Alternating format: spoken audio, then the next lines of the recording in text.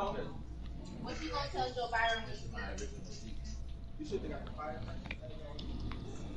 Oh my gosh, what was it? It's not answered him. They need to get that nigga my friend Kurt. They done put everybody on the block. You hear me? Nigga Max put everybody on the block. Yeah, but the whole team up there. Like, I'm halfway ready to do this shit my damn self. For real? No, this nigga be lying. I did not tell him that shit. I did not tell him. He told my man to lie. That nigga lying, Daddy. Tell him you lying. He ain't lying. That's lying. Exactly, slime. That's all. I like Barry, but he's 31. I don't need no more old people on my team. I got enough of them. Oh. Yeah. I didn't know that. I was like, yeah, what? Y'all both not Christian. What if I love Olive? Right, since we tell him fucking the truth. Hudson told me he loved me the first time. There you go. Y'all be saying that when y'all get off the phone with each other? Oh, no, fuck.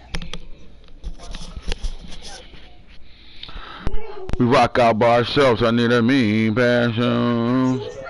You dig?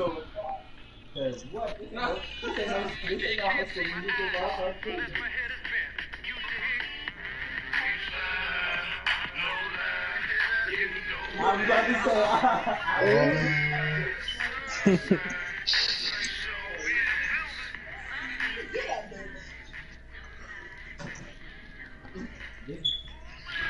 All right, man. We out. You know, the divisional round went pretty fast. So shout out to everybody that played in that second round of the playoffs, man.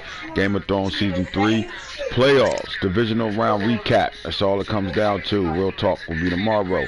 I want to get into, you know, over here where the awards are again, and we want to talk about, you know, the players that are left that have, you know, won awards this year. That's, you know, have an opportunity that to not only win individual awards that are still playing to be able to get to a Super Bowl. And what happens to players that, you know, the players that are the best at respectively what they do, and, you know, the how their lives change becoming a world champion. We saw it with Justin Fields. We saw it with Kyler Murray. We saw those guys, you know, lives change, man. Not only did they go to Disney World at the end, they are, you know, they reach an elite club that, you know, only few in. Not everybody can do it. But what I want to do is continue to talk about the path and what these guys did for their team, and how vital they are to their team to have them, you know, still in the playoff dance and trying to get to that game, that throne room, man, at King's Landing. So here we go. What we want to talk about is Ronald Jones, the 3-time MVP award winner. We're going to dig deep into him before we get to the recap of what happened in the divisional round. First, let's talk about the MVP of the league, 3-time MVP Ronald Jones. So what I want to do is get to him first.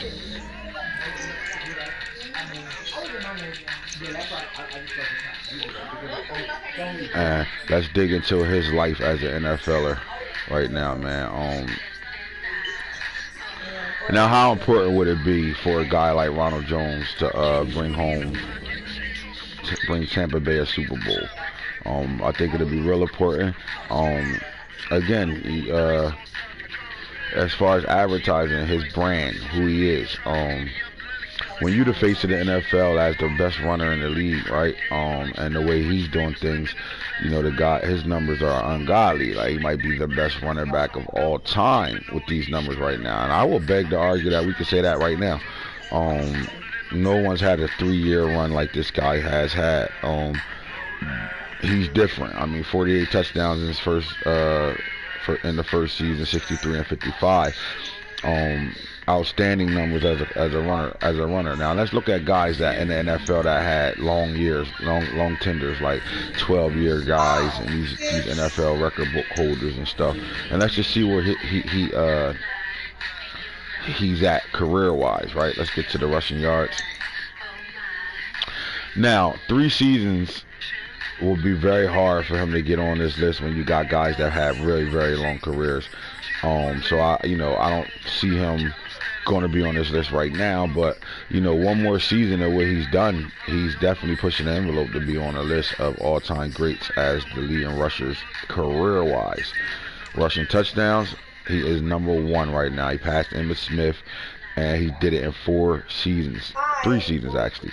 Passed Emmitt Smith, who played a 12-13 season career. At 164 touchdowns, he surpassed Emmett right now, man. Emmett was my favorite running back. So that tells you where he's at amongst the elites right now. Ronald Jones currently owns the NFL record career touchdowns at 180, and he's nowhere near done.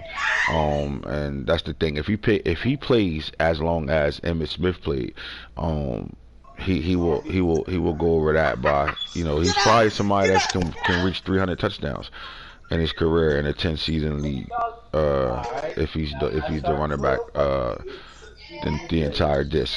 But that's a lot of rushing touchdowns for such a short year. 3 seasons, you know what I'm saying? 3 seasons of work.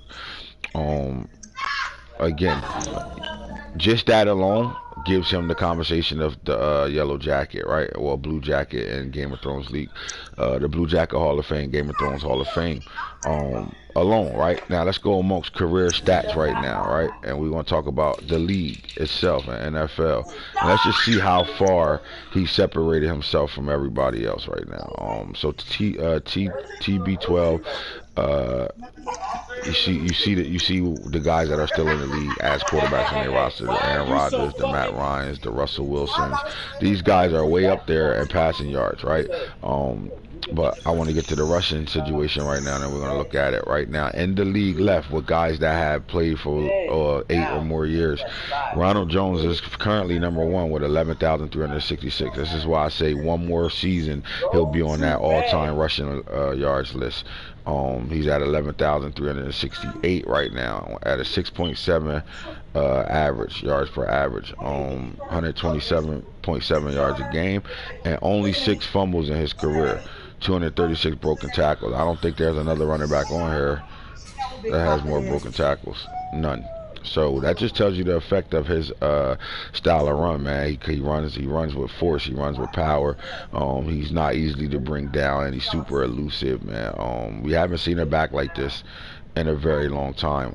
He's very special. So what does it mean for Ronald Jones to get his team to the Super Bowl and bring home a trophy? I think he solidifies who he is as maybe the best player to ever play in this league.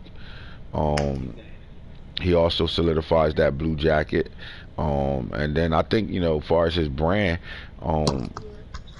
I think his brand takes off big time. I think he'll be the guy, you know, all the commercials, all things like that. I think he's going to have a nice career once he retires because of what he's doing right now in the NFL. He's becoming an all-time greatest runner in the history of the NFL right now. Now, how important is it for Ronald Jones in getting his team to the Super Bowl and to win the Super Bowl? I think he has to be able to continue to do what he's been doing all year long, which is, you know, dominate ball games and be the factor of why the Tampa Bay Buccaneers offense is hard to stop, because it starts with him. Not being able to stop Ronald Jones makes it a long day for anybody's defense when they play the Tampa Bay Buccaneers. And I think he is super vital to their success. If he doesn't have a good day, and that's a lot of pressure for a guy, but a guy like him who, you know, showed it for 3 years that he can handle that type of pressure. There's not another player that team will want to put everything on his shoulders. Now, in the process of that, he has to get the monkey off his back, though. He got to get to the Super Bowl. That's the first thing they got to do. He got to get his team to the Super Bowl. They have so much regular season success and all the award-winning shit he does. The one thing he has to do is get his team to that Super Bowl.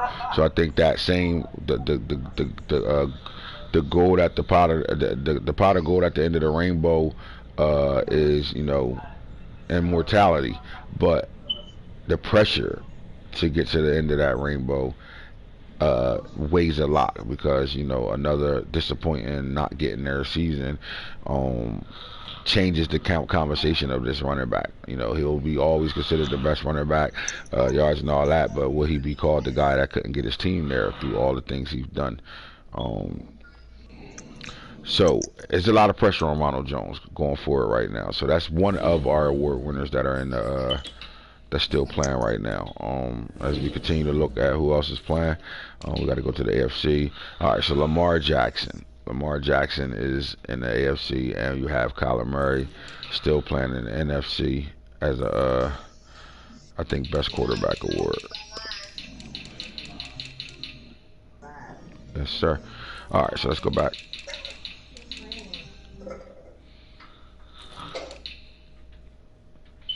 All right, so Lamar Jackson, Defensive Player of the Year. Smoochie's not in it.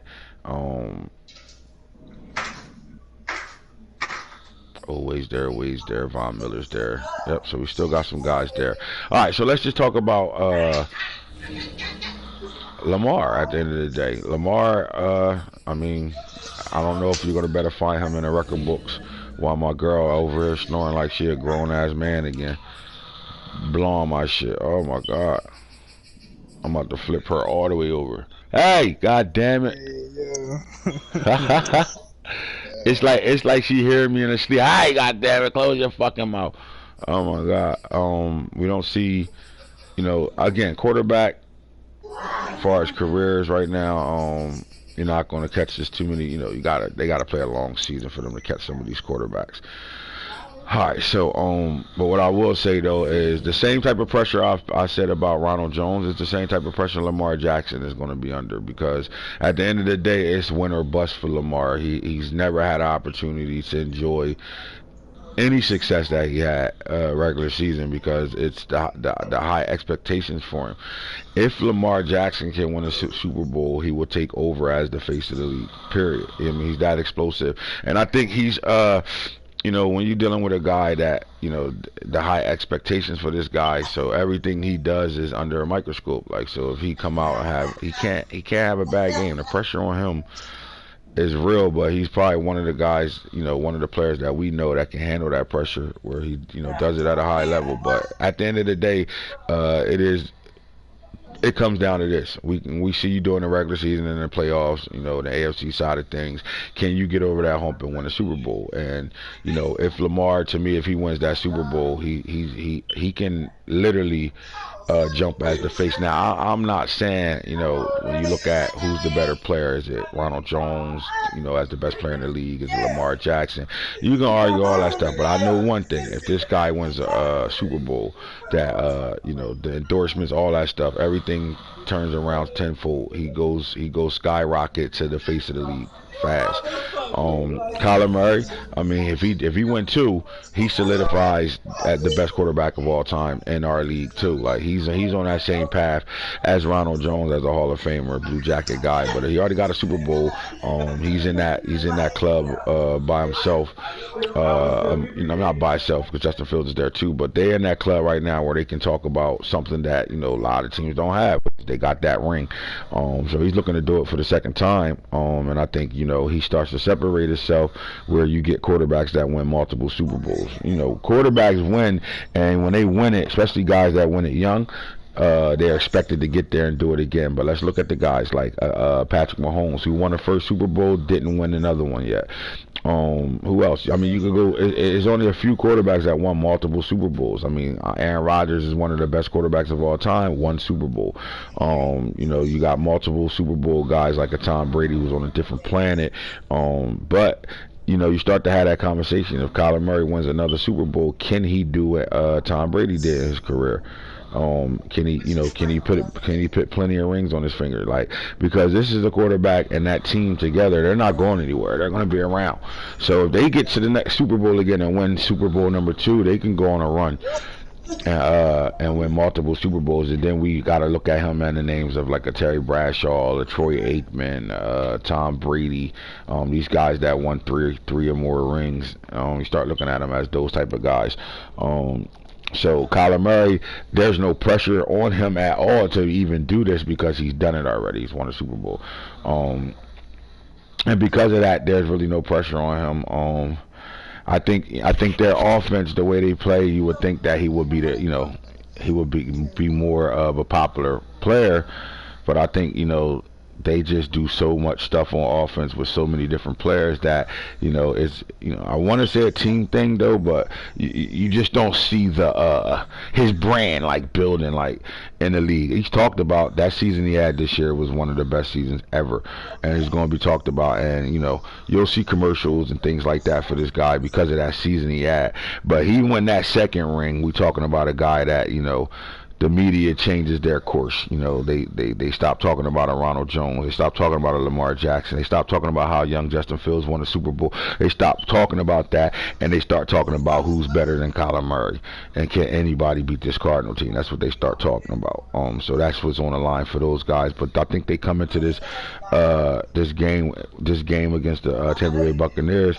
I think they come in here with a purpose. These guys kind of been like taking shots at each other all year long, you know what I'm saying? So I think this is a game that's going to be very much hyped in a situation where all eyes is going to be in Tampa Bay to check out that Arizona Cardinals Tampa Bay game, man. Tampa Bay won the regular season matchup, and they looking for revenge, and that's the Tampa Bay Buccaneers theme all year in the playoffs. Everything's revenge. Everything is revenge with this team.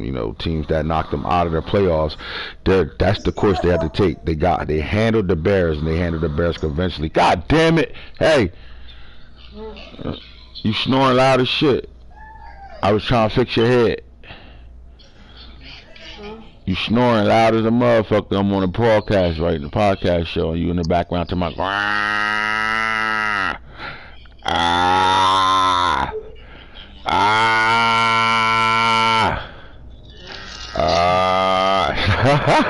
She looking at me like, what? Nigga, I worked 16 hours. Kiss my ass. But yeah, so this game is going to have a lot of implications on it. We'll talk about it on the Real Talk show, because when I tell you, y'all better enjoy this. Listen, y'all tune into this Real Talk show. This shit going to be crazy when it comes down to this game, man. This shit is unfolding. We're going to have 2 personal interviews before this game get played. It's going to be hell on fire for real, right? So my thing is though this, and Kyler Murray goes into Tampa Bay, and if he can go in there, huh? What? What'd you say? What the fuck is you up? Who up? What? Watching the podcast right now? Everybody up. Everybody up. You getting up? Time to go to bed. No, it ain't. Are you getting up? No. Oh, all right. I was great. It's like 12:30. I was great. Yeah, you great. Get up. All right. So anyway, now. I think the player who when you go to the Broncos team and any players left, you got to put it on Von Miller's back. Von Miller goes down as a Hall of Famer. We all know that. But then you think about their offense right now. We got a guy that has this team playing at a level that got over there, got to a system, enjoys that system, really fits in that system, and Kellen Mond. But I think with Kellen Mond, his chapters of his story is just starting to open. Like he's still on chapter 1 in my opinion. And being that's the case, he has no pressure on him whatsoever. None. You know what I'm saying? Because there's no expectations for him. He's writing his story though, but he can really set his book off. His book of his story of his football life. He can really set it off with a big win in Baltimore this coming advance. And what happens is if he does that, that's a hell of a story to tell. And to start your first chapter off of your NFL career, to be able to say, I got traded. It's a story. It's a the lighter is a storyline. You know what I'm saying? Look, we played for the Minnesota Vikings. I got in the NFL. I earned me a starting job, just to lose it 2 seasons later to be able to go to a team where and one of the teams I wanted to go to in real life. Anyway, and I end up getting over there, and then we get to revive our career in a way where we're playing for a playoff team, and I get to lead that team. And if he wins that game, all he has to do is win the AFC championship, and then his chapter is it goes from goes from a flat, like just a regular steady conversation, to now all arrows start to point up, and people start to realize and notice who he is as a player.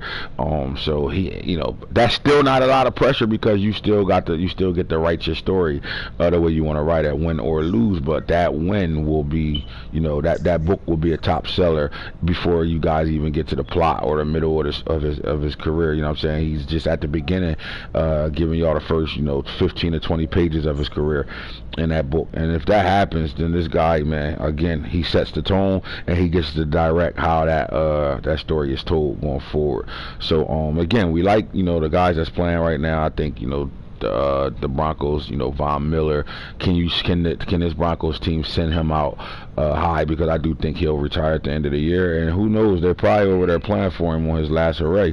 He probably got the team excited right now, and playing for Von Miller right now, because I know if I was over there and he's unsure if he's going to continue to play, I would want to send that man out with a ring. So I get it over there. We did it with Calais Campbell, and we're on that mission right now with Calais Campbell. So yeah, so this Broncos team got some extra motivation to play for right now. And again, Calamon can write his own stories. When you look at every team left has a capable running back on their team that can really be the deciding factor of any of these games. You got Tyson Williams for the Arizona Cardinals, the MVP, and Ronald Jones for the Tampa Bay Buccaneers. You got young Casey Fields for the Baltimore Ravens, and you have Javonte Williams for the Broncos, where Javonte is the reason why this Bronco team is in the AFC Championship, because they went out and they stole Travis Etienne's shine and outrushed him, outscored him, out receivered him, out everything him, and out also won the out game. Simple as that, right? So we have 4 starting running backs that are legit going forward. I do think when you think about the backfields as a whole for these 4 teams, quarterbacks and running backs, first string running backs and second string running backs, I think you go to Baltimore and you think about their rushing attack as a whole as the #1 rushing attack in the league, with Lamar Jackson, Camden Mann, and Casey Fields as a tandem. That's a lot of weapons to try to stop coming out of somebody's backfield. When you look over there for Tampa Bay, it's the Ronald Jones show, but if was needed, they still have capable backs over there like a Leonard Fournette. They got young Bettis over there, who we thought we would see a lot more of. But I think he, you could put it together. Their quarterbacks part of that backfield. I do think it's the Ronald Jones show over there, period, and a bunch of guys that can play some roles for them if needed, but not asked to do much. When you look at the Arizona Cardinals, Tyson Williams is the alpha male in their backfield, along with their that furious offense, that furious part of their offense, and Kyler Murray as well will have his feet in this game too, and I think that's going to be important in the Tampa Bay Buccaneers Arizona Cardinals game. How does Kyler Murray counter some things as far as with his legs? Can he be a problem in that game? Can Tampa Bay keep that contained with that fast linebacker group, or what? Like, we'll see. But Kyler, they do have 2 guys that's capable of leading their rushing attack over there. When you look at Javonte Williams, I don't think he's the only running back over there. You got David Montgomery as well, who's catching the ball at a high level out the backfield and can run in between the tackles. In a big blitzer game, you're going to need 2 to 3 running backs over there, and I do think the Broncos have that to be able to rely on if needs be. When you look at yards and you look at these things that these guys are doing when it comes down to running the football, again, Javonte's the guy with 197 carries, and that's not even a lot of carries, but he's averaging 66.5 yards a carry. I just know this. You look at his numbers in the playoffs and what he did week 1 and 2. Let's check him out. I mean, wild card round and divisional round. Let's check out Javonte.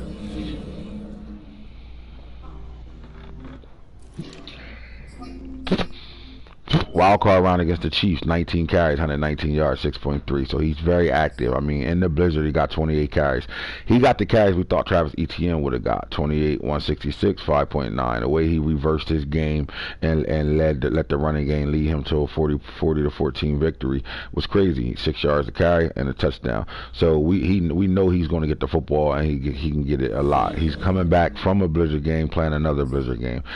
David Montgomery, 63 rushing yards, 273. I think he has a superstar on him, if I'm not mistaken. I think this guy will be, a big part of what they like to do out the backfield. That's why they throw him the ball. And not only does he have 63 catches as a rusher, he's in the receiving book at under 34 catches. So his production looks like it's 1,000 yards of production from him. No, under 1,000 yards, 273 as a runner, and where he at 495 as a receiver. So he's under 1,000 yards.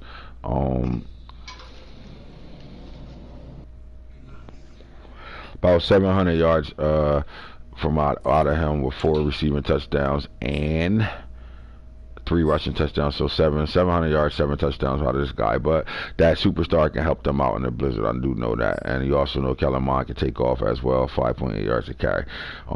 So again, this team has, they're capable. They have a really good running back in Javonte Williams, and they have a superstar back that can help them in a game where they're going to be playing a bunch of guys running around with abilities on them. So that can help out there.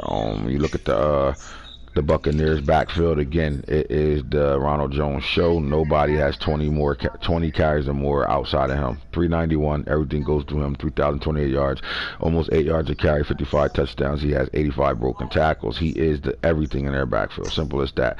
You're not going to get a Bus Bettis right now or Naeem Hines. You're not getting none of them. You're getting stop him, and they're going to let that line beat and just push guys. And you're going to stop him. And what happens is he's going to get the ball early and often, because the first thing they're looking to do is have 10-yard runs so he can get him on fire. And when that happens, then they get comfortable, and they get comfortable in what they do play calling wise, as far as the run game. And once you get him on fire, he's a break tackle machine. So therefore, you see it after contact, he has 1,000 yards after contact, 1126. I don't think there's a back in the league right now, maybe in the league as everybody, all 32 teams, or that's left in the playoffs that has that type of yardage after contact. 527 is Tyson Williams. Again, Kyler Murray does have 53 carries, averaging 6 yards, almost 7 yards a carry for this Cardinals team. So we know Tyson is going to get the ball. He's the main ball carrier over here. Really, there's no other back over here that's getting any carries like that. But I do think you're going to see a little bit of everybody. I think you're going to see a little bit of Justice Hill in this game. You're going to see a little bit of Gus Edwards. I think you're going to see Tyson Williams and Kyler Murray all participate in the run game. Won't be a high volume of carries from these other guys, but you're going to see some things happen in this game, because I just know it's part of what he do as an offensive coordinator, the scheming.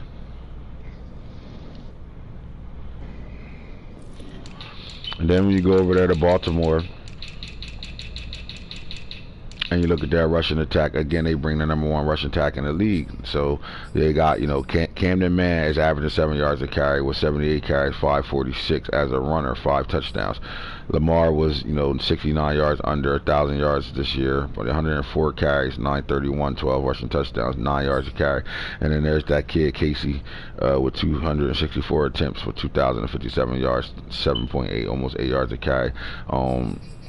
We got to see him in the playoffs today, where you started to see him breaking tackles. The way they've been using him this year, to me, I think his broken tackles are a little low than what we had last year with him, because of how they're using him and things he's doing. He's starting to hit a lot of more home run runs out here than he did last year. Last year he had to run through people. This year he's running past them. But they come into this Final Four with the #1 rushing attack as a whole. And because of that makes them that much dangerous. They also use Camden Mann really well out of the backfield. 26 catches, 303, 4 touchdowns. He's averaging 12 yards a catch right now. So they definitely rely on him in certain situations, and I think they're going to need him to be. To me, he'll be the X factor of the game. What Camden Mann does in this game, if he can be successful, or the plays that he's going to get called when his number get called, I think the Ravens are going to be in a good situation. When you think about the Broncos in the Ravens game, game is a blizzard. The game is going to be, you know, really, really hard in the passing game. So it's going to be a smash mouth football game, period. And whoever runs the ball the best will probably succeed and win this game, though. But you're going to need to better have somebody outside of this run game make plays. So in the passing game, we need players to make plays. I think the way the Broncos offense is built, they're built to be able to succeed in the passing game and in the weather elements. My thing is the field slows down, but does that mean the field slows down, but that mean that the Ravens can't still play their way of passing? You know, they like to take big shots in the passing game. And I think, you know, it's going to be harder. You got to, you know, the weather, the football is going to be a little different. It's going to be like frozen out there. Can guys like Hollywood and Puhana, you know, take the top off of the Broncos defense? That's going to be a hard situation because they're the no-fly zone. If there's anybody that got a really good secondary over there, it is that Broncos DB room. They got a really good DB room. And on the flip side, so does the Baltimore Ravens. They got a really good DB room as well. So this matchup, to me, is going to be crazy because the elements is affected right now. So in this game, who does what? When it comes down to the Tampa Bay Buccaneers and the Arizona Cardinals, is flat out this. When it comes down to the defense of the Arizona Cardinals, can you guys maintain the run game? There's nobody that's going to shut down Ronald Jones and this Tampa Bay's rushing attack. But can you control it enough to be able to make them become a passing team more than they are a running team? You don't want them to be running so they can pass. You want them to pass because they can't run. Because when they run and pass, when they run to pass, you get shit like 84% completion percentage out of their quarterback, and he's a young gunner doing that, 74% all year long. That's because they're running and they throwing because they can throw. You chasing a run so much, you can't do nothing about what they do in the passing game. But what happens if the Arizona Cardinals can make them have to pass and versus comfortably wanting to pass? Do we still have a high completion percentage out of that young quarterback? Now, when you talk about inexperience, and you talk about quarterbacks that have the inexperience that's playing in this big game, you have to look at the two teams, the role team on in the AFC game, Kellen Mond. And then you look on the other side of it, the home team with the number 1 seed, it has to be Jerry Bradshaw. When you think about those two guys coming into the playoffs, and they're in the playoffs playing in big games for the first time, I think, again, Kellen Mond doesn't have a lot of pressure on him at all, but he's going to be expected to be able to do good things in this game to be able to beat Baltimore. I think Jerry Bradshaw is super comfortable in the big moment right now because he's been a big moment player all year. It doesn't matter, playoffs or no playoffs. They are a system team. Their offense is a machine. It's a system, and that system doesn't require for a quarterback to be extra special in a sense of, plays break down, make something else happen, roll out and throw something so somebody wide open. It's a system. They're 1-2 punch. Let's go. 1-2 punch. 1-2 punch. 1-2 punch. And as long as their rhythm isn't interrupted, I think these guys will be in a good situation. Now, can the Arizona front seven interrupt their rhythm? And that's the key. I think that's one of the biggest things that the Cardinals will work on all week in practice to be able to stop this Tampa Bay Bucks attack, because they got to knock them off their rhythm. They got to get them away from being 74% throwing. They got to try to get that down to about 65%. They got to get them away from being able to just lean on Ronald Jones, because he done had in the first 8 carries, he done got 30-yard, 3 10-yard runs, and now you got to deal with him the whole game on fire. And when you got a guy playing hot like that has his abilities, man. So I think they're gonna it's gonna be a good boxing match here with these two teams.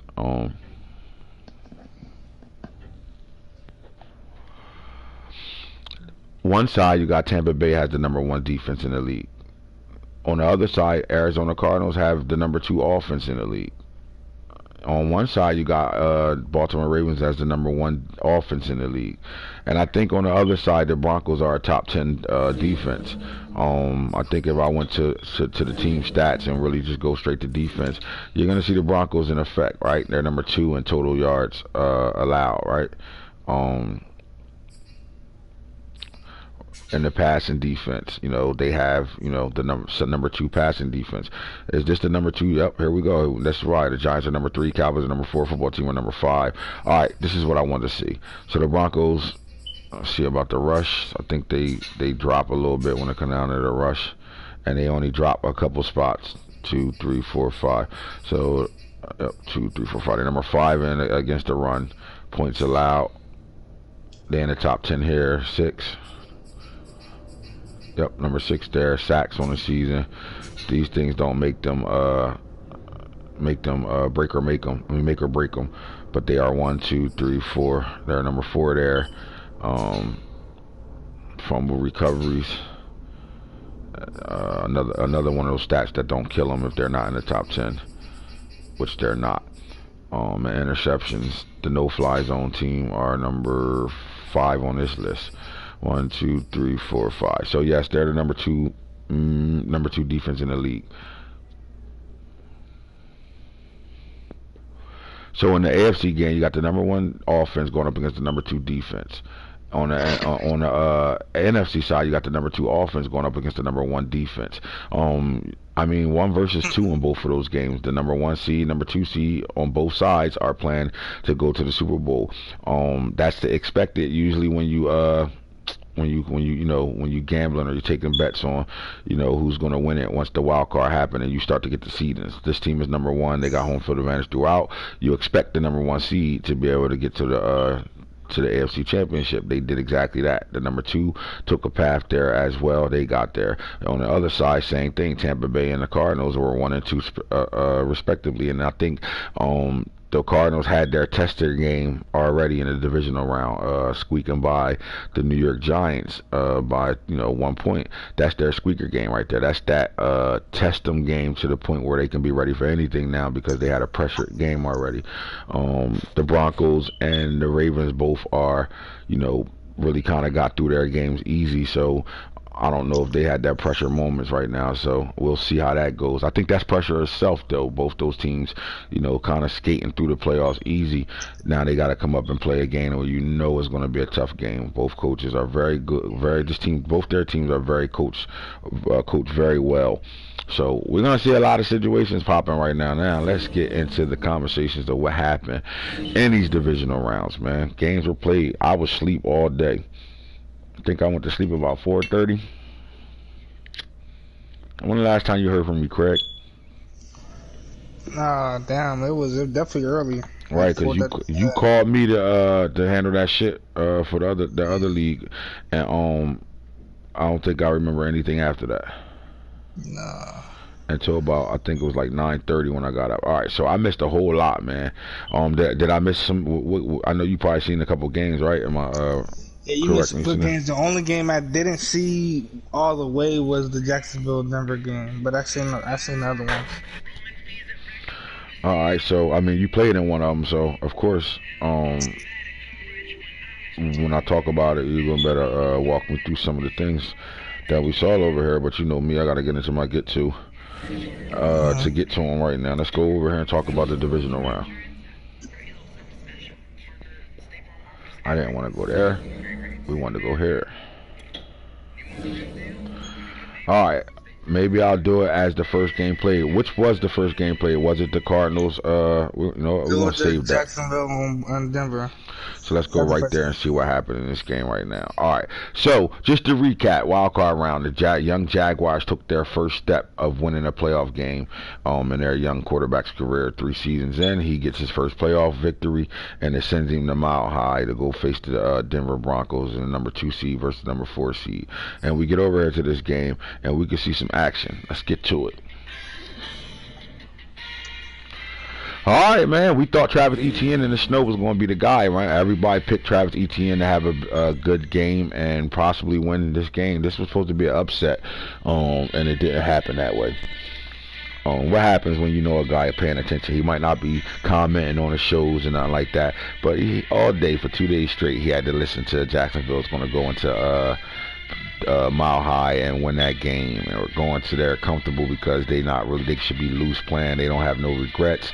They're excited. They're on a playoff high right now for winning their first playoff game, and nobody gave this Broncos team a chance. And they're saying, oh man, they can't stop the run, but they're in the top 5 as one of the top 5 teams and stopping the run. So why did the conversation lead to that? Why did it lead to Jacksonville being able to go in the blizzard and have a better day playing in conditions that they're not usually familiar with? I told you, I feel like he would have to mix it up. I told you I didn't think he was going to be able to beat him just doing one thing. And It looks like he only did one thing, is he ran and he couldn't get the pass off at all. So, So let's see what the number 2 defense did in Mile High. First of all, Kellen Mond had 154.1 QB rating. Damn near perfect. 109 passing yards, 1 touchdown. Wasn't asked to be great, but was very efficient right now. As a game manager, 7 for 9.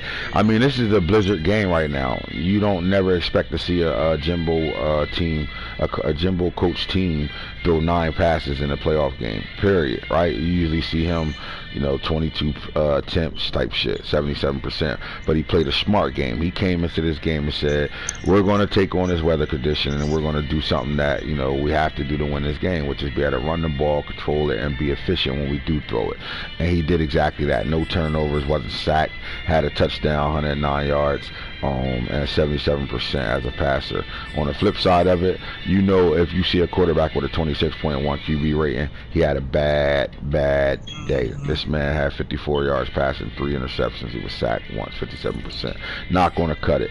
All right, so when you talk about carries, Travis Etienne had 20. He was there, 188 rushing yards, 9.4 and 2 touchdowns.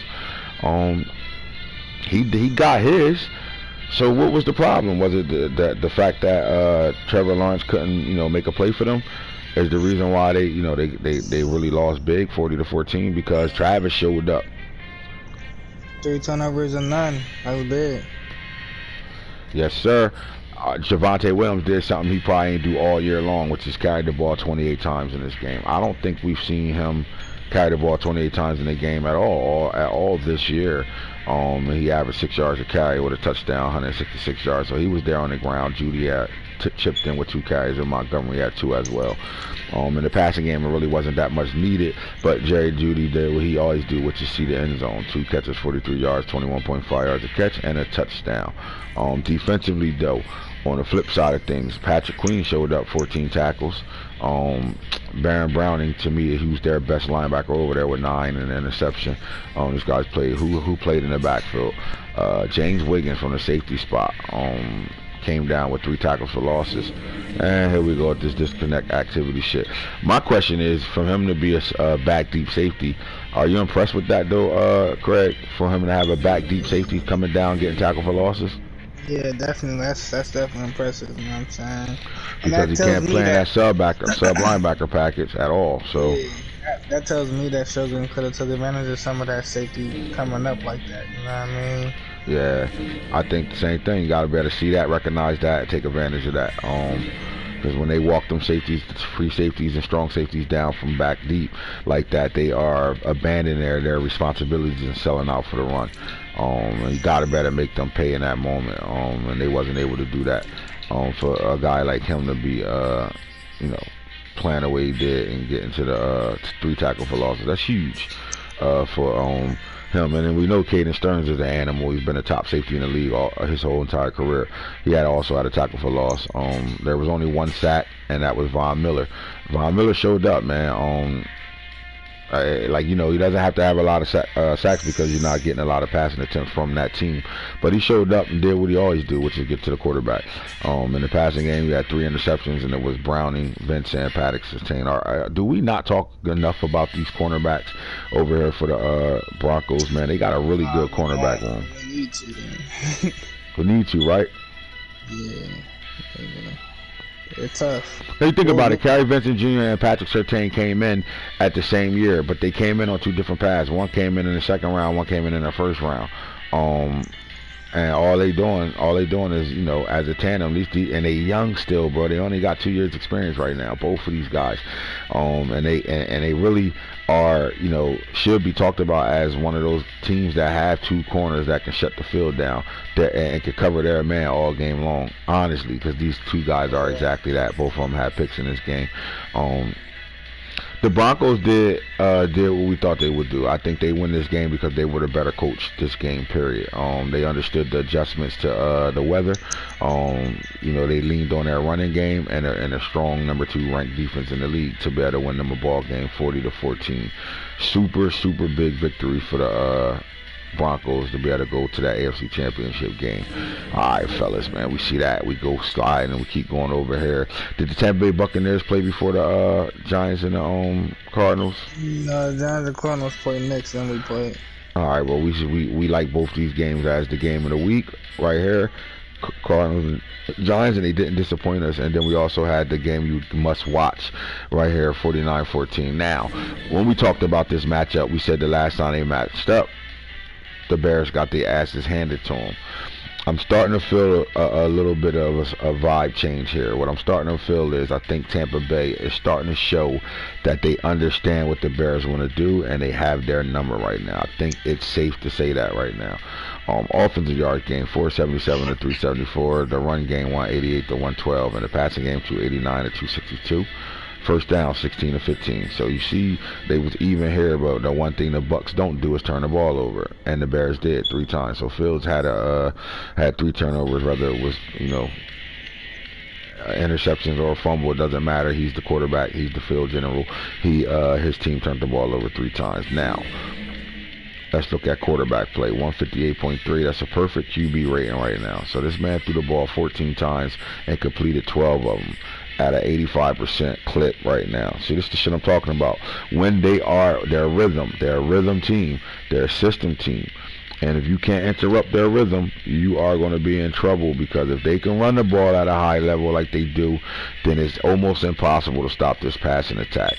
And Jerry Bradshaw, after coming out of a game like this and having this type of day, has to be comfortable and has to have his confidence must be in the ceiling right now, because this is a big time game, big time day from a quarterback. Two touchdowns, no picks. He was only sacked once. Fields, on the other hand, threw 2 interceptions, no touchdowns, was sacked once, 74.7 QP.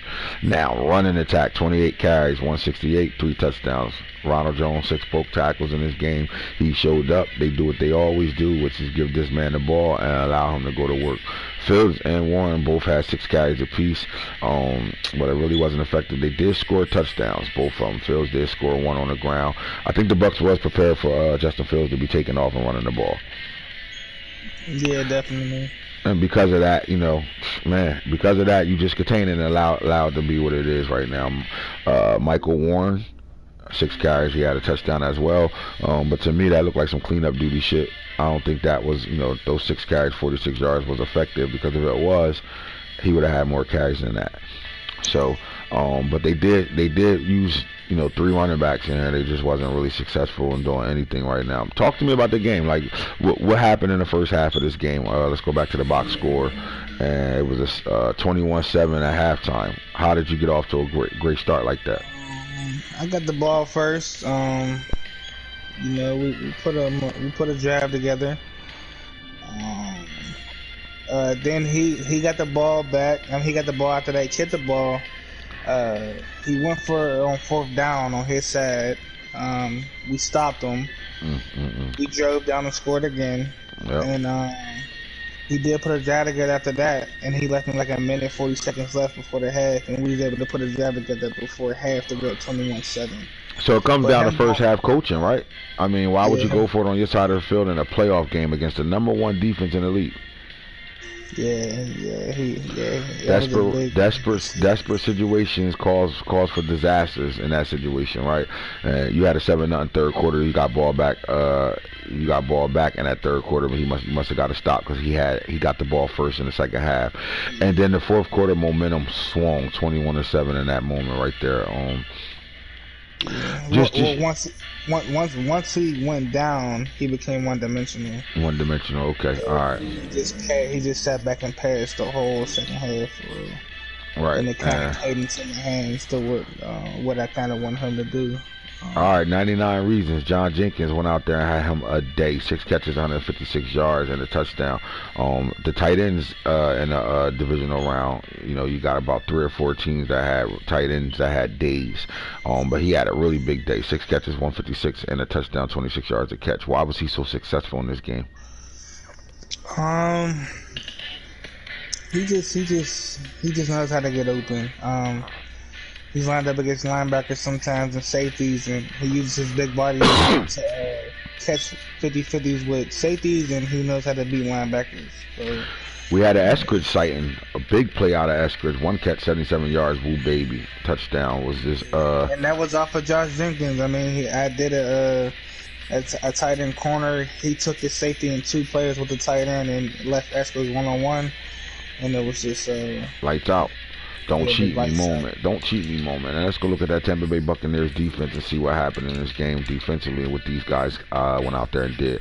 Hassan Reddick, 5 tackles, Vita Vea 3, 1 tackle for loss. Hassan Reddick also had a sack, which he always do, show up and get a sack. The only person to have a sack on that side of the ball. And the interceptions wrong like this. Carlton Davis, we said this matchup with Allen Robinson would be big. It looked like he was playing today, 3 tackles. And then the safety who've been getting picks all year long also stepped up. Craig Williams stepped up. He's trying to put his name in a hat. Like, hold up, y'all better shake that hat up. And that short group of who's the best safeties in the league and count me in as one of them. Simple as that. They balled out, man. That's how it go. He took his to the crib, 28 yards to the crib. No, Carlton did. Okay. Yeah. So pick 6 too, man. Yep. So he outplayed Allen Robinson in this moment. So that was one of the conversations we had as matchups earlier today. Let's look at the Bears and their receiving group right now. Allen Robinson was held to 3 catches of 52 yards. No, they kept every last one of these receivers out the end zone. No one has a touchdown out of them. So the Bucs came and did their job, man. They said, we the #1 defense for a reason. We're gonna shut you down running the ball, and we're gonna shut your receivers down as well. And they did exactly that on a route, 48-14 ball game. Shout out to the Tampa Bay Buccaneers for moving on. When you get to the other games over here, man, gotta get to it. Go right here to Baltimore and Chargers game, man. This was a good first half. We're gonna talk about what changed this game's momentum. Man, it was a play that happened in this game that kind of like took the air out of the Chargers. I'm telling you, there's not a player that's playing this game will be able to let something like that go, man. He had a batted ball at the line of scrimmage that just so happened to magically go from one side to the other side of the field. So one DN bats the ball down, the other DN catches the interception. A fluke play, a play that, you know, that you know is nobody's fault on offense. I mean, the ball got batted in the air, and it's just some shit that Madden cannot allow to happen like that. You know what I'm saying? I got to go back to actually watch it to see if it even looked real. But to me, it was like, get out of here, get the fuck out of here. And I was the one making the play, so it was like, get the fuck out of here. All I know is that that was a drive he needed, and that turnover like sealed the game, and sealed the game. It changed the game. The game was already changing at that moment because that was after halftime when that happened. And they did just come off of making a field goal to close out the halftime, but then we went right down the score, and on that very next drive, it was a tip pick that happened, which really kind of like sealed the deal in that ball game, though. But the Chargers did what we expected them to do. 432 offensive yards gained. They went crazy in the passing game. 345 yards passing to 219 for the Baltimore Ravens. 87 rushing yards, but the Baltimore Ravens #1 rushing attack, 259. 20 first downs for the Chargers, 16 for the Ravens. 478 to 432, and the turnovers. We turned the ball over once to their 6. And that's it. But Lamar Jackson had a really good day today. 130.5 QB rating, 227 passing yards. Threw 1 interception, did throw 3 touchdowns in that game. He was only sacked once, which was huge. And he only incompleted pass once, 14 for 15, 93% on the game. So he was on fire. It really was hard for the Chargers to stop the passing game of the Baltimore Ravens because of how strong the run game was actually being today. Fields came out there and did what he supposed to do. 21 attempts, 208 yards, 2 touchdowns on the ground. Man followed up, 7 carries, 44 yards and a touchdown. Lamar also scored a touchdown on a couple of carries. So On the run game, the three runners, the three guys that do run the ball over there for Baltimore did their job. I don't know if the Chargers, really they didn't really show a strong run presence. They didn't get they were in pass mode a lot, and I don't know if that hurt them as much as It did. I think it did. I think the fact that they didn't run the ball at all really killed them. They came out with more of a, their offense is a passing attack, and I think just in that game they had to run the ball a little bit more because 4.7 yards a carry out of Eckler. You give him the football a little bit more, we can have a good day out of this guy. But they didn't. They really didn't rely on their run game at all, and I think that hurt them as well on why this game got ugly late. All right, so Bryce Moss, is there anybody that can actually stop this guy, man? He had 11 catches on 85 yards, 2 touchdowns on the day. Again, you've seen some tight ends go crazy, but, numbers like this, him and 99 reasons and shit, right? Over there for the Bucks, they had big days, 100+ yards. Aaron Wesley showed up, though, 5 catches for 71 yards and a touchdown as well.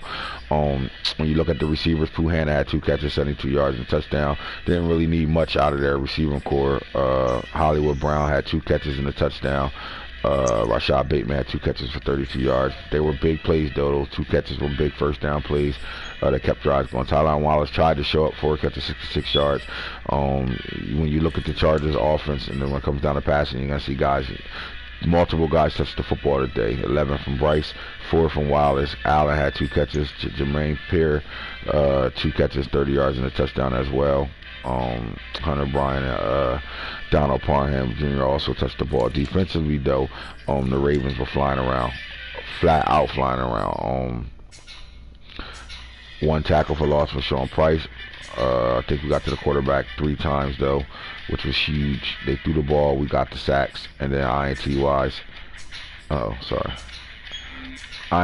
Sean Wade had 2 of them. He played lights out on his route to saying he's still making that case. He's the best corner in the league this year. Martin Johnson, a young rookie corner, had a pick. Peter Bulwer had a pick, and then Najee Israel had a pick. Now I think Peter Bulwer's pick was that tip pick at the line of scrimmage that was nuts in that game. When your defensive end on the other side bat the ball down and the other defensive end catch it. I just know this, Craig. If I'm Corey, all right. How big of a play was that? I'll ask you that. You watched the game. That was huge, man. It was huge. Don't get me wrong. He had other opportunities, but that right there is you get a stop. You can put yourself in a 1-possession game. Right. You can get back into the game, but man, that's a heartbreak. I don't know anybody could bounce back from that, man. Yeah, right. You know what I mean? Like he made a comment to me, said that shit took the fight out of me, and I agree with him. I would have fucking lost my mind off of some shit like that. And again, Madden cannot control the game there. Like when you playing a game like that, and the guy is actually fighting to try to stay in the game or even come back, because it was 13. What was the score at halftime? Because he got that field goal. It was a close game. It was 13. All right, 21-13 at halftime, and then we got ball, went right down and scored. All right, so the 28-13 ball game, you're still in the game, no matter what. You're still in the game, and then that happens. And when that happens, we score again. Hence the 35-point scored in the third quarter. That turnover was that much of an impact where it changed the entire landscape of that third quarter. Where if that doesn't happen, who knows? Put a drive together. Even if you only get 3 out of that drive, it's a game changer. For that to happen, it swung 35 points after that interception. 28 points after that interception. After that tipped interception, 28 points got swung. In that moment, and then they had a strong fourth quarter, 14 points, where their tight end Bryce Moss went the fuck off in that fourth quarter, where he showed who he really is, 14-7. So that's the ball games, man. That's what happened in both those games. Again, I'm not going to dig deep into the 2 matchups here. Why? Because that's for the Real Talk show tomorrow. But we do know the number 1 team. Oh shit, yep. I wanted to say the best for last right now. Give me a second. Gotta get into this. I didn't see this, so I'm gonna need your help with this. 35-34. So we're gonna ask some questions here. So let's talk about it first. 386 yards, 388 yards. Even. Rushing yards, 193, 143. Damn near even. Passing yards, 193, 245. First down, 17-12. 406 yards total yards to 389. But the Giants turned the ball over 3 times, and the Cardinals never turned the ball over in the game at all. Time of possession was even as well, too. 7-3 first quarter, 14-7 second quarter. Giants come out and score 14-3 in the third, and then 15-6 in the fourth. Now, obviously, there was a missed extra point, right? That's what that came down to? Yeah, damn. So before I get into the numbers and things like that, can we gotta address the elephant that's in the room?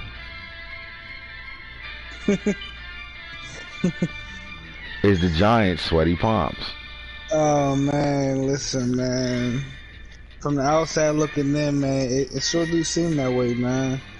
I mean, he gave the last 2 games, man. I seen him play, man. He should have won. Or he should definitely at least went to halftime with this team, at overtime with this game. I mean, you can't miss a fucking extra point, bro. You cannot miss that extra point. Yeah, no win, no, it's a sunny game. You gotta make that. You gotta make that true. I mean, shit happens. You know, he said the kicking meter sped up, slowed down on him real fast. Shit happens, but you cannot miss that fucking extra point, bro. I mean, you're bounced out of the playoffs 2 years in a row, barely, and it's the same team. So my question is, what is the breakdown? What's happening in the game that he just can't get over? Is this I can't get over the hump moment over this team, or is this sweaty palms? Because he's been dominating the games. Both, man. It's a mixture of both. I don't know what it is when he play folk, man, but it's a mixture of both, man. Sweaty palms. I don't know. I don't know if the moment was too big for him against him. I don't know if he's that eager to beat him. But something's going on when he played him, per se. You know what I mean? Because it didn't speed. I mean, in my opinion, I watched the whole kick. It didn't speed up. He just simply cake that shit. Put too much pressure on himself. Yeah, I don't Cake know, mix. If this shit do this shit one more fucking time, stop fucking kicking me out. He mixed that shit, bro. That's bottom line. You can't miss that in a game like that, bro. Like, you cannot miss that. That kicker couldn't even try. He can't even ride home on a plane, bro. That motherfucker had to find his way home. And then he ain't even gonna better live in New York. They gonna tear his ass up in New York for missing that. Second ball said he should have put his plus 10 on his kicker. He said what? Sucker Ball said he should have put his plus 10 on his kicker. Niggas is assholes, bro. We got a whole bunch of assholes in this league, bro. He said he should have put the plus 10 on his kicker, bro. Oh my god. Damn. So, but the game was as advertised, though. All right. I mean, ask you this: we want to know if he's sweaty palms or he just, you know, can't get over the hump. Are we ignoring the fact that, you know, maybe the Cardinals are clutch? They got a clutch gene about them.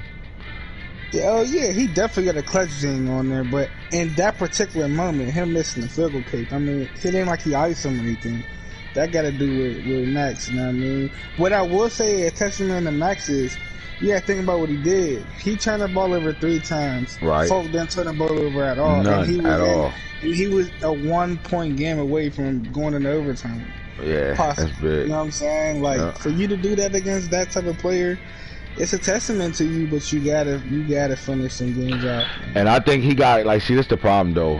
That window, the window of the better team right now, kind of is closing right now when it comes down to these two teams, and respectively, like Giants. That's just.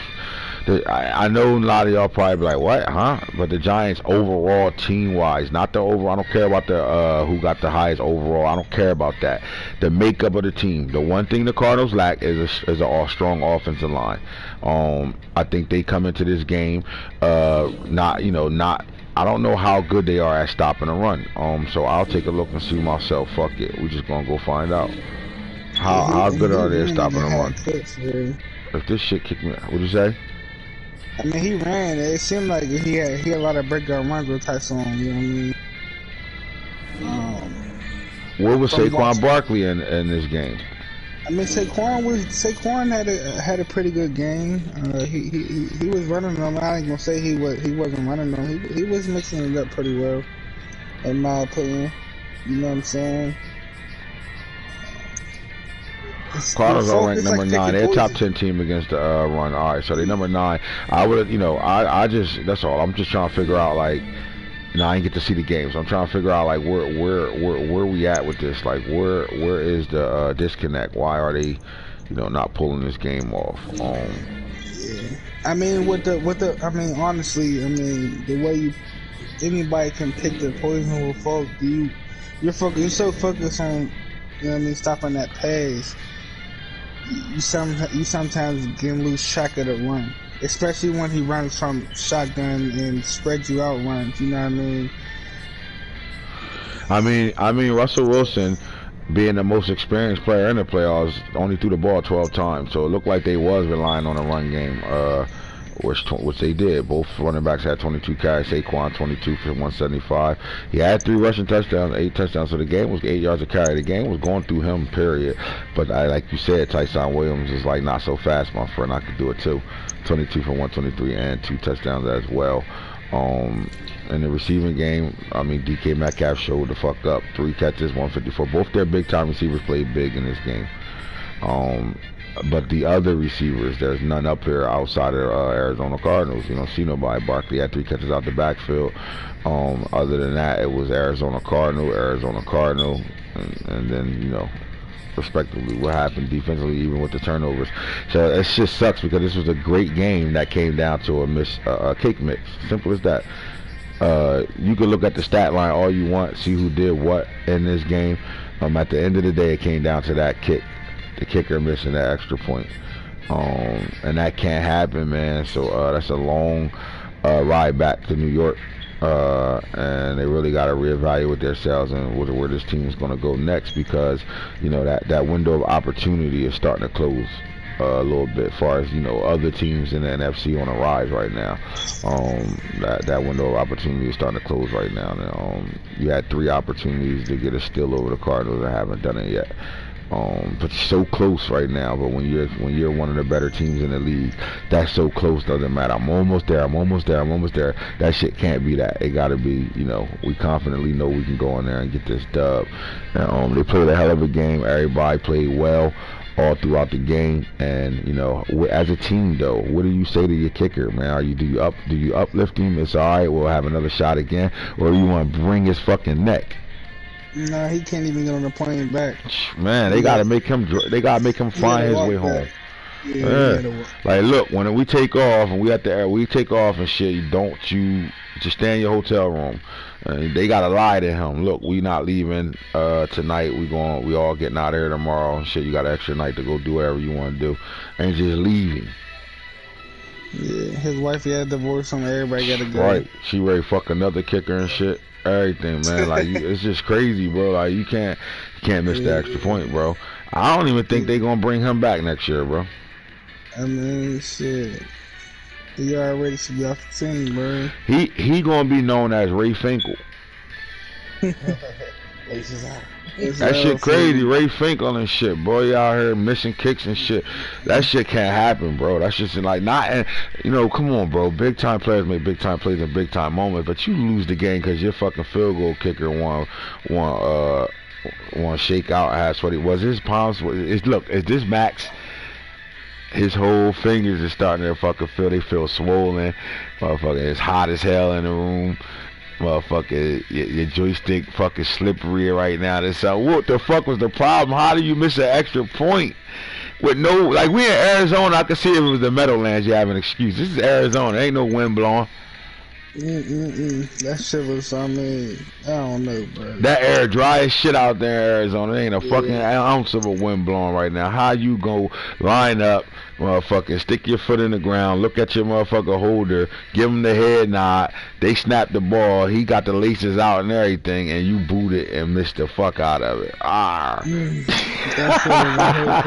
listen, that was a hurt piece, dog. I ain't gonna lie, bro. I couldn't believe it, bro. I ain't gonna lie to you. I thought it was going to possibly, don't get me wrong, it was like 40-something seconds left for the folk, and we had one timeout, so you never know who could have put something together, but to lose like that, oh man, that's tough.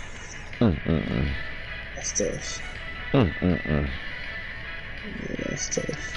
like once he scored a touchdown, you know, how this is not like it's all right. We got stopped. It's 4th down. We're gonna kick the field goal to tie the game up. This is we scored a touchdown. This is an extra point. Nobody's concerned about this extra point. Everybody already got it counted in the bag. Like the Cardinals is like, all right, let's get ready for overtime. No, the Cardinals is like, all right, we got 44 seconds left. All we gotta do is get a field goal, and that's how I know he looking at it, right? And the coach for the Giants and even the offense, they just happy. You know, all right, look, we happy. We ready to tie this thing up, and we got 44 seconds to stop them from getting the field goal, and boom. Cake mix. Ain't a person over there that's consoled that kicker. Like he really probably was sitting in the corner by himself after that kick. And God, that's the longest 44 seconds he had to sit there and watch in his life. The longest 44 seconds. Well, he got to reevaluate everything. Living. His kids don't even want his last name right now. Nobody wants to fuck with this kicker. He's done. Yeah, the kids. Fried chicken, bro. That nigga fried chicken, he out there cake mixing extra points, my boy. Alright, man, that sucks how a good game like that ends like that, though, bro. Oh my God, that just gotta be, man, that just gotta be heartbreaking. Alright, so we saw it, though. I mean, you got to witness that shit. It wasn't no speed up, slow down at all. He lying. He missed the shit out of that shit. Motherfucking cake mixer. Or is he telling the truth though, Craig? Let me know, man. Did it really speed up, slow down on him on some lag shit? To me, it didn't speed up. He didn't go. It ain't like he went all the way up. You know what I'm saying? He kicked it like most of his kick like halfway up. You know that usually gonna change speed on you on that kick. Like when you take it all the way to the top, that's when sometimes it can fuck with you. You know what I mean? But he didn't do that. He kicked it like we all would kick an extra point. Shit just went off. I mean, don't get me wrong, he didn't miss it by much. Like it ain't like, and some kickers would have still made it where his was at, but sure enough, he missed that shit, bro. I can't make it up, man. Oh my God. So, you know, the media after that, you know, they interviewed this kicker and he blamed the holder. He said he had the laces in, man. He had the laces out. Man, he didn't even. They called him Ray Finkel for real. And Ray Finkel and shit. Ace Ventura, the pet detective, the kicker. He like, man, look, and that's the quote. This is the quote in the New York Times. Man, look, he had the laces in. That's what he said. Man, look, laces in. His wife was quoted that, yeah, he can't come home at all. I changed the locks on the door. He better figure it out, but he better not pull up here. We getting nothing but hate mail here right now. Everything. He ain't even get home yet, and there's all types of death threats and all types of shit going on right now. You know, New York ain't hearing that shit out there. DK had a day, bro. DK had a day. DK seemed like DK was the only one who really was balling for him. DK was. So what was that? Because he did. It looked like he went off and he had 2 touchdowns in this game, bro. He was going DK, off. He was balling, bro. He really was, man. So the Goldman matchup really couldn't stop DK, huh? Nah. To be honest with you, man, he was there. He was their guy. John Ross couldn't do shit for real. Russell threw an inaccurate pass on one of the interceptions. On one of the interceptions, I think he should have really had he had 2 receivers wide open, and Folk, his safety made a hell of a play. No way he should have got that interception, but he did. When Max called it a whole triangle pick, and he's holding triangle and shit. Yeah, but he did. Yeah. Well, that's that game though, man. Look, 35-34. The game of the week was advertised, was as good as advertised. DK and Barkley caught fire early. All right, so they was on fire, balling out. So that's what's up. Yeah. And I mean, was on fire all game. Man, for to be honest with you. Yeah, no wonder you couldn't get stopped. My thing is this though. When you got the game of the week and it ends 35-34, it's a ball game. We watch, you know, it's as advertised. That 35-34 game, them boys went out there, they was doing their damn thing. Oh man, like you got to give Max some credit for throwing 3 interceptions and still having the opportunity to tie that game up at the end off a kick. Definitely. Now I don't even know their kicker name. I don't even want to put his name out there on the podcast show because I don't want nothing to happen to that man. Because shit, man, that's crucial. I mean. I don't think he makes it back to New York. I think he's getting cut. I probably could go to the roster and see that kicker already got cut. There's no way. He might. He put his whole team in the block after that loss. So everybody but his kicker. So we're on that. Because nobody want that kicker. Yeah. Where does the Giants go from here now, though? Let's talk about that. Where does the Giants go? We know. I mean, is Russell coming back for one more year? Is Elijah Manning going to be the new starter over there? Where does this team go from here? He definitely got. I think he definitely got to let Russell go. I mean, it's about over for Russell. Elijah Manning. He gotta start him. He gotta get. I think he might keep Russell just to have a mentor. But other than that, though, I don't see Russell playing another snap. So he's gonna have to go through his growing pains next year. He's gonna have to go. He's gonna have to go through it though, but it's not gonna be that hard of a transition because at the end of the day, you still got Saquon in the backfield. Exactly. So he doesn't have to go anywhere. How about the Chargers? Where do they go from here? 95 ranked defense, 95 overall rated defense. The offense is young. Where do they continue to get that offense good? I said the Chargers keep working, keep doing what they do, and just work on incorporating that run because the pass is so dangerous. If you can start really working on that run, man, you're gonna be a hard team to beat. So. I tell if I say anything to the Chargers, I tell them. I just think they need to have one more. Remember, they missed the whole first year, but they need to have another good draft class. I think they have their. Let me ask you this: is running back a need for the Chargers? I think you got a good. Or do they have the backs on it? Because Breeder's a superstar with good speed. Eckler's a hard runner, and then they got the young boy Quan Coleman over there too. Yeah, I actually like their running back core. I just don't think they're used. You know what I mean? To be honest, in my opinion, I wouldn't complain with that running back core. Now, if you got to get your guy, go ahead, but really use him. You know what I'm saying? Right. Really use him. I think defensively they're in a great situation. They got a 95 ranked overall defense. The offense is an 87 only because they're young. They're relying on a bunch of young guys that doesn't have high overalls. Like the Baltimore Ravens overall, you got to think about it. Lamar's a 99, Hollywood's a 99, the running backs are 99. Those guys have a high overall because they have players that are high overalls. And on the flip side of it, the Chargers, their two weapons on offense are Jermaine Pierre, who Pierre is only in a rookie year. This is his first season, and the tight end is in the second season. Now we know the tight end overall is super high, but everybody else they're relying on that's not really helping their overall right now because they're not really effective and not doing anything. I think they can go a little deeper. They are using Tylan Wallace pretty well. They have that other speedster rookie that they ran a jet sweep and got 20 yards with Stanley earlier in our game. I think they could just build off of it. I think they got to continue to build their O-line and maybe, like you said, incorporate the run game a little bit more, and they're going to be fine because by mid-season, first of all, everybody's overalls and shit will drop at the end of the year when they're done playing football, but by mid-season, I think that 87 will be in the 90s, and then they start, being, looking like they can match up with anybody. But I think they did a really good job considering they missed the whole first season. Yeah, definitely. I mean, they're definitely a team that you gotta respect when you play. You don't take that as an easy thing on your schedule when you see them. So, you know what I mean. Shout out to the Chargers. They had to play against a really good team. Yeah, and then you got to be asking a bunch of young guys not to make mistakes. And they're gonna be fine though because their defense fly around now. The Bears. Where do the Bears go from here, man? They're three seasons removed from their Super Bowl right now. I think honestly, if I'm the Bears, I'm firing my offensive coordinator and defensive coordinator. I'll keep the head coach around, but they got to bring in. Matter of fact, I will fire the whole coaching staff and bring in another coach. They need a new direction. I think the league just caught up to their system. Yeah, definitely. I agree with that too.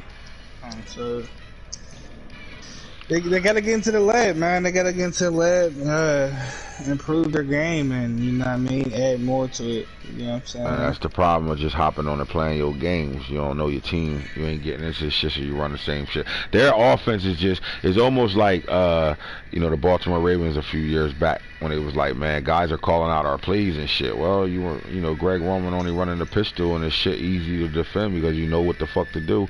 That's what the Bears, people are playing them and calling their plays out as they're lining up with them and stuff right now. They know exactly what they looking to attack, and no suspense there. And their offense is strictly, if I stop this, I get the win. That's how it is. Defensively, it's the same shit over there on defense too. Whatever pops up on the screen, cover 3 is really the theme.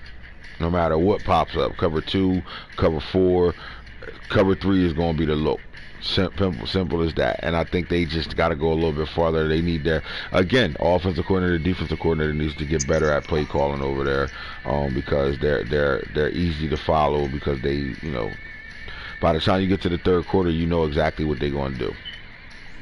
Right. And then look, when that shit ain't there, it's just, find a lane and run with Fields. I think they need an offensive coordinator to come over there like a Greg Roman. They need somebody like that to come over there that can utilize the dual threat of Justin Fields a little better. Incorporate run plays for their quarterback. Get him outside the pocket a little bit more with design plays where you're cutting the field in half, shit like that. Versus just dropping back and your crosser's not there, your drag not there, so you take off with him. They gotta let Field. This is why Fields is not the most popular quarterback right now because it's easy. It's can you be special outside of your system? Right. They lost to Khalil Mack. They got to get better up front. They do got some young linebackers, but they need some pass rush over there. And they need a fire there. And hopefully when we come back on the Real Talk show tomorrow, that's what we'll be hearing, that they fired their shit out of their coaches and looking to go in a different direction over there. We do know the Washington football team brought Steve Spurrier in to be the head coach over there. And Danny Wolford as their offensive coordinator. So we do know they're going in a different direction right now. The Cleveland Browns brought in Coach Jr. The Rams brought in Coach Bo. The Seahawks brought in a new head coach, offensive coordinator, defensive coordinator. They're still they're bringing them in. They didn't really they got it narrowed down to Eric Bieniemy as the head coach for to be the next head coach up in line. Eric Bieniemy from the Kansas City Chiefs, offensive coordinator under the Andy Reid tree. The Pittsburgh Steelers also went in a new direction with their offense and defensive coordinators. They brought up the linebacker coach, and they made him Too Tall Jones. They made him the defensive coordinator over there. And Troy Polamalu is now the DB coach over there. They continue to use the same offensive coordinator. Mike Tomlin is over there still.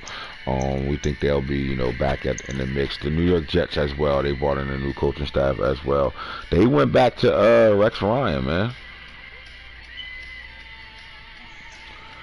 Rex Ryan is he thinks that his dad's 46 Bear defense can still be a factor in modern day football right now. I tend to agree with him. I think that's a great hire for the Jets, especially what they want to do over there. If you want to be able to play man zero and use your athletes, to better lock down receivers and go make the quarterback guy get rid of the ball 1, 2, 3. Sometimes 1, 2. That's the guy to do it. Him and his brother, the Rex brothers, will be really, really good for this New York Jets team. I think the New York Jets, we'll talk about them tomorrow too on a Real Talk show. They have the secondary right now. They have a really good secondary, solid linebacker group, and they did draft the number 1 DN in the draft 2 years ago. So they got some guys over there that they can really, Rex Ryan will really love to better run his scheme with. So we should see that going forward too. I don't know if any other coaches were fired or hired in the league right now. They the ones that I just thought of that I saw. Skibibbles will be on tomorrow to better talk about that as well, some offseason things. Again, guys, make y'all offseason moves while y'all not in the playoffs. Get shit done right now. And to the 4 remaining teams, good luck. We'll holler at y'all tomorrow on the Real Talk show. We're out of here. Sir.